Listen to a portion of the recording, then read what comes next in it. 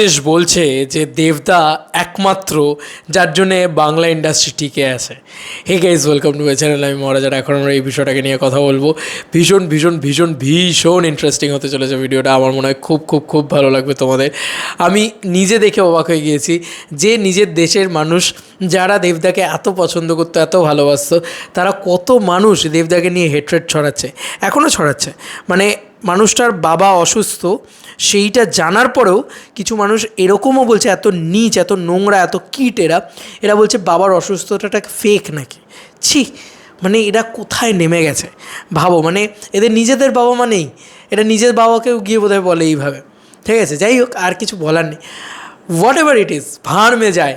ঠিক আছে, আমি এটাই বলবো যে ওদের মানে তোদের জ্বলবে তাতেই আমার দাদা চলবে, এটাই, আর কিছু বলবো না।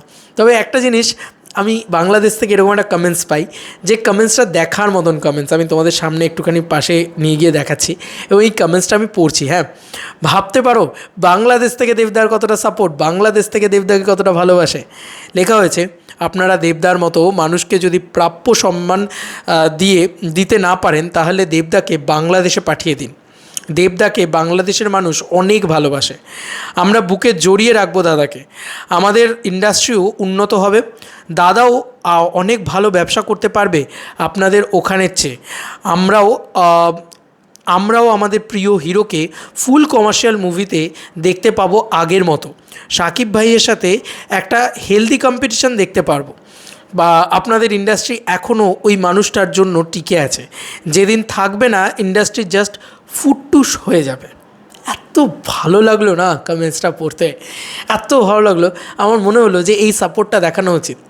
ডু নট মানে not doing India versus Bangladesh, Bangladesh versus India, এইটা হচ্ছে কমেন্টস।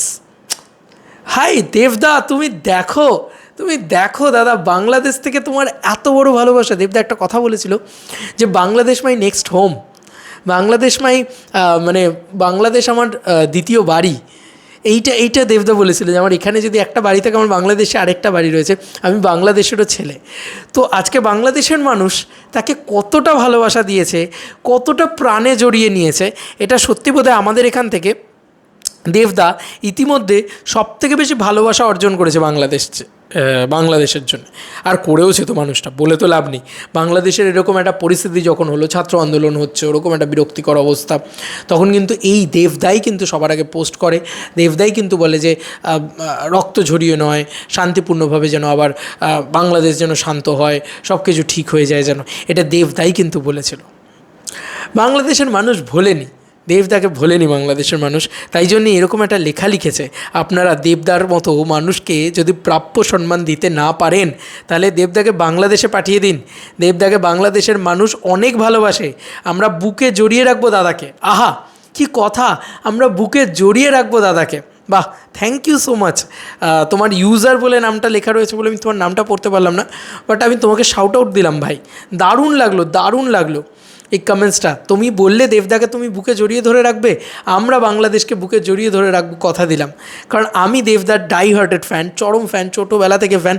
তো বাংলাদেশ যদি আমাদেরকে এতটা ভালোবাসা দেয়, আমরা বাংলাদেশকে প্রাণ ভরে ভালোবাসতে চাই, প্রাণ ভরে দু হাত বাড়িয়ে দিতে চাই বাংলাদেশের দিকে। ইয়েস, বুকে এসো বাংলাদেশ। ভীষণ ভালো লাগলো।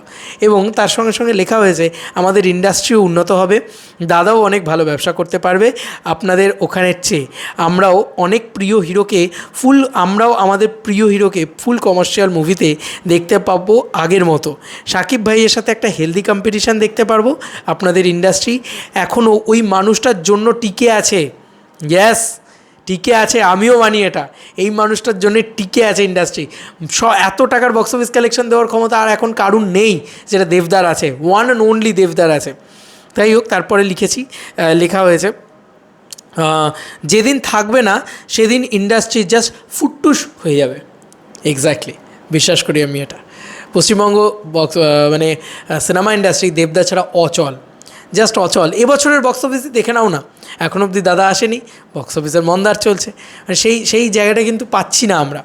মানে ওই যে huge box office collection, huge একটা ব্যবসা, দাদাও নেই, ব্যবসাও নেই।